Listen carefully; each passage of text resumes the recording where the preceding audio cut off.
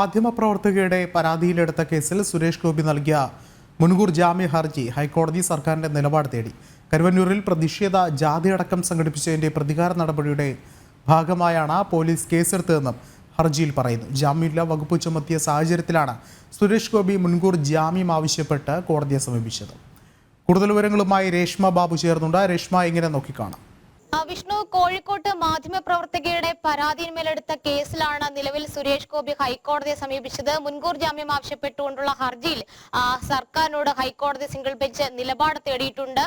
സർക്കാരിന്റെ കൂടി മറുപടി ലഭ്യമായതിനു ശേഷം ഈ ഹർജിയിന്മേൽ ഹൈക്കോടതി സിംഗിൾ ബെഞ്ച് വീണ്ടും വിശദമായിട്ട് വാദം കേൾക്കും. നേരത്തെ, അതായത് ആദ്യഘട്ടത്തിൽ പരാതിയിന്മേൽ കേസെടുത്ത വേളയിൽ 354(1)(a) 4 വകുപ്പുകളായിരുന്നു ചുമത്തിയത്. പക്ഷെ അത് ജാമ്യം ലഭിക്കാവുന്ന വകുപ്പുകൾ.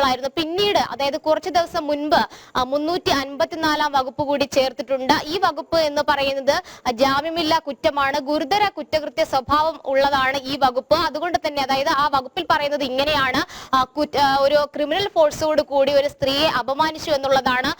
ജാമ്യം ലഭിക്കാത്ത ഒരു വകുപ്പ് ചേർത്തതിന്റെ അടിസ്ഥാനത്തിലാണ് നിലവിൽ മുൻകൂർ ജാമ്യം ആവശ്യപ്പെട്ടുകൊണ്ട് വ്യക്തമാണ്. രേഷ്മയാണ് വിശദമായ റിപ്പോർട്ടുകൾ പങ്കുവച്ചത്.